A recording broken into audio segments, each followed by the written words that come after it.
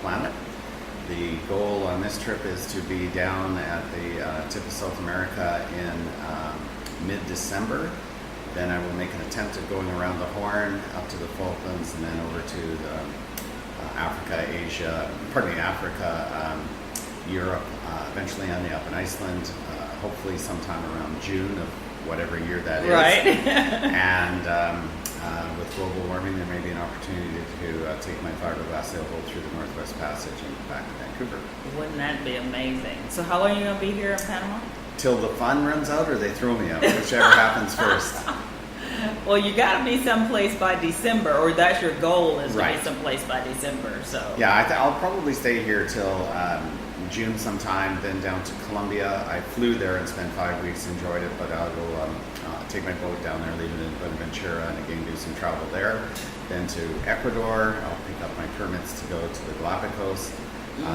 Short sail, about 10 days, and then from there to Easter Island, which is a major crossing. Yeah. That's about 2,200 miles, I guess.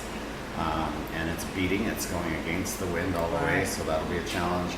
And then from there over to back towards continental South America. I want to go to Juan Fernandez Island, where the real Robinson Crusoe was shipwrecked. this is Karen Duncan. We're going to take a really quick break while we have some things going on here in the studio. Talk to you soon. Karen Duncan, your bucket list buster.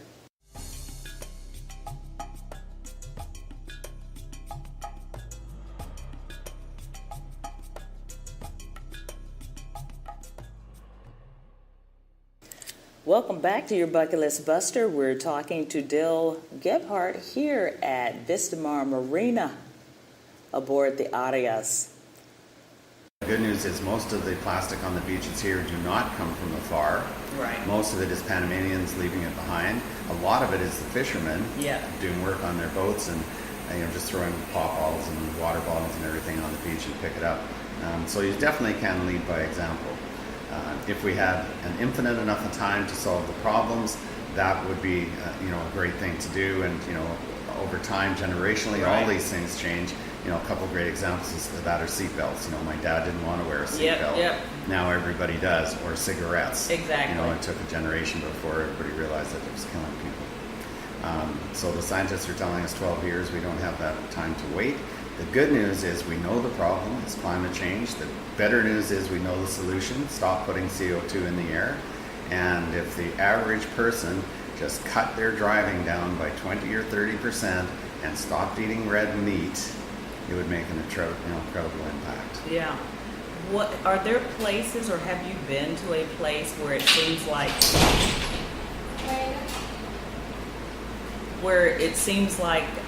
they get it? No. To be honest, no. And the worst offenders are on both ends of the scale. They're the first world countries that are not willing to make the sacrifice that's needed to, I don't want to use save the planet, but the planet will carry on without us. But to keep it inhabitable, in some sort of condition that we're living in now, the first world countries have to make incredible sacrifices. And at the other end of the scale, the third world countries aren't educated yet. Mm-hmm. They just don't have the ability to get educated. So, trash collection and air pollution and those kind of things are just beyond their scope at the moment. Yeah. And that's pretty sad, because you have this vision of, at least I have this vision of, in some of these places, like the French Polynesia, of it being this very clean and serene type environment. But I guess not everybody gets it. Nobody's getting it. No, there are, there's 7.2 billion people on the planet, and you'll go to, one of the Fijian islands in the 3,000 island chain that they have there that has no electricity, and they aren't even using outboard engines on their motorboat or on their boats to fish. You will see what would be called Eden. I mean, it's beyond beautiful. But their connection with the land is something that most people have lost hundreds of years ago. And if you see an example in French Polynesia, almost everywhere, if you see a coconut floating in the water on the beach, you can't go pick it up. That belongs to somebody. Right. That belongs to somebody on that island that has been there for generations and generations. And you might be taking it back because it'd be fun to have some fresh coconut milk. They're picking it up because that's how they feed their family. Right, exactly. So they have a much stronger connection with the land, and they don't have the affluence to buy the plastic things that we buy. Mm-hmm. Yeah, I went to Fiji actually. We spent some time there, and it was amazing. And maybe that's what I was thinking about. There were spots there that were just absolutely raw, amazing, and clean. Right. Totally. And that is one of the sad things about the impact of man on the planet, is if you want to see wildlife now, you have to go to the poles, because we've destroyed their habitat and pushed them so far from where they want to live, you can't see them anymore. Right. So what are you looking forward to in this next adventure that you're headed on? Anything in particular? Well, the Horn, that's going to be a major event of this trip, and it'll definitely be the most dangerous part. Recreational sailor will tell you that that's the equivalent to mountain climbers Mount Everest, for a sailor to go around there for fun. So I'm definitely looking forward to that. But everywhere that you stop, I'm always overwhelmed by the generosity and kindness of the local people. My way of travel is different. I'm not getting off an airplane and going to take advantage of what they have there. I try and blend in with the culture, eat what they eat, and learn something about their religion and their habits and culture. And that's always very exciting. And it will be different, when I get over to Europe and sail up into the Scandinavian countries, and obviously through the Northwest Passage. So what's the longest you've stayed at a place? Longest I stayed at a place? Yeah. Probably Panama. I'm pushing 7 months here now. Panama is a great place for a sailor for several reasons. It's the crossroads of the world for international trade. So if there's something that you need for the boat, it's probably going to come here, and it's relatively economical to get here. They use the American dollar, so that makes it easy to do the money thing. Although from Canada, I'm taking a beating here. The exchange rate is about 36%. Yeah. So that part's tough. You can find people that speak English everywhere in Panama, more on the Caribbean side, but you can find people, so that definitely makes it easier. And it's a great place to do travel all through Central America and down to South America. So I took, when I was in El Salvador, I found a company that would rent me a car for $8 a day, unlimited mileage. Wow. Well, the income there is, the minimum wage there is $1 an hour, so it's a very, very poor country. So I spent 5 months traveling through Nicaragua, El Salvador, Honduras, Belize, and Guatemala. And since I've been in Panama, I've gone to Peru, Ecuador, and Colombia. So it's a good kind of centralized spot. Right. So are you going to write a book about your adventures? No. Are you keeping a journal at least? No, and I get asked that often. I don't know. I find that there's so much life to live out there that I don't have time to stop and write about it. So, well, what would be so beneficial for us as commoners that sit around the marina as opposed to being a part of the water, is if you were to document your travels, but also talk about what you see with the climate change and integrate that somehow into your passion, because you're very passionate about it. Well, I've certainly been asked a lot of time to do a blog, or at least keep a good Facebook page and that kind of stuff. And I don't know, I just seem so busy living the life, I don't have time to, talk about it. That's good.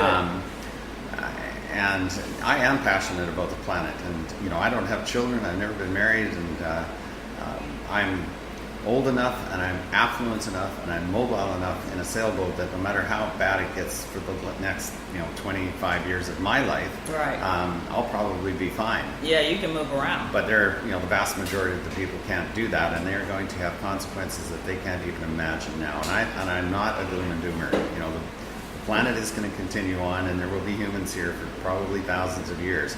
The question is, what kind of conditions will the quality of life.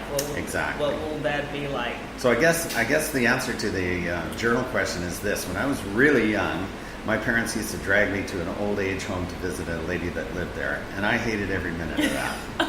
She had these stale peppermint candies that she kept in an ashtray on her little side table, and she'd feed me one of those, and I would always try and escape. And so one day I left her room, went into the common area, and there was a fellow sitting in a rocking chair there, and he had at least 20 of the senior citizens there in a semicircle around him, glued to his tales of what his life was about. And I think I would have been maybe 10 years old or so, and when the conversations all ended, I went up and said, "Sir, you have led an amazing life." And he said something to the effect of this. He said, "Well, when you're old and gray like I am, there are two chairs to sit in. You can sit in the chair and tell the story, or you can sit in the chair and listen to the story. You need to decide what chair you want to sit in." I love that. And I thought his chair was the right one, so I try and fill my day with kindness for other people, and as much happiness that I can bring into my life, and as much venture as possible. I love that. I'm gonna have to steal that. Done. Please do. Because when one of the reasons I'm in the travel business, it was something similar. I was in the insurance industry and absolutely hated it. I just hated the way I felt being in that business, and started looking around at what I would do. And I took a trip as a kid with my mom and grandmother and a cousin on a train from Memphis, Tennessee to Montana. And that was the most amazing trip I had ever been on. And I was an only child, so my parents and I, we traveled, often. We skied and that kind of stuff. But that, to me, opened my eyes to the world. And since then, I've had this thing about going places. And so I started traveling. But when I was talking to one of my insurance clients, she said, I'll just edit that out. She said, I had a plan. She said I was retiring. My plan was to retire from the state of Texas, where I've been working for 40 years and travel the world. By the time I was able to retire, my body wouldn't allow me to do what I wanted to do. Go. She said, you will always have bills. You may always have something that is a priority. But if you don't do it while you're young enough to do it, you will never do it. And so I've just kind of lived my life according to that ever since. Not quite as freely as you have, but I had kids and did the marriage thing and all that, so you kind of limit it. But I love the fact that you just decided you're that man that's sitting there telling those stories. And I'm glad that you've done this with me today. I mean, this is a great way to tell the story. When I got involved in real estate, I worked for this fellow for 3 years and bought the company from him. And he was old enough to be my father, did not have kids, and just took me under his wing. And when I bought the company from him, before the ink was dried and I set the pen down on the lawyer's table, he looked me in the eye and he said, "No, I'm going to tell you something that's as deadly as cancer, as serious as cancer." And I looked at him, wondering what he was going to say, and he looked me in the eye and said, "Do not waste your life working." Yeah. And he's very right. So when I decided I had enough, and that is a different number for everyone when it comes to money. I'm a Chevrolet kind of guy, and I drink domestic beer, so my lifestyle isn't that expensive. So to leave the working rat race and go do some other things was something I was able to do at a relatively young age. That's amazing. Well, I appreciate you talking with me today. I just have one other question. Okay. So what's next on your bucket list? Well, I don't know. There's no time frame to this particular trip. Right. So, I might be looking at a 10-year period still to finish this up.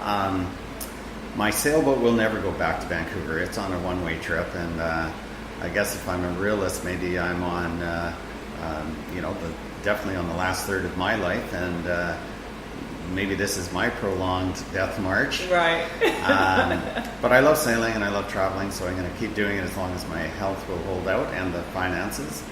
And when I can't sail anymore, then I think I will hire a crew to take me back to the place that I like the most and live out the balance of my days there. You'll determine that as you go along, Exactly. what that place is. Exactly.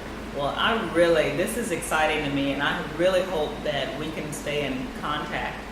We have email, so sometimes you may stop someplace and have a minute to come back on and tell us what's going on.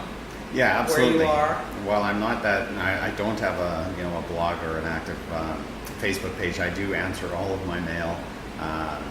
My telephone number changes in every country because you put a new SIM card in.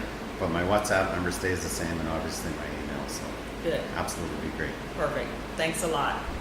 This was really exciting for me. Talk to you later. This is Karen Duncan, your bucket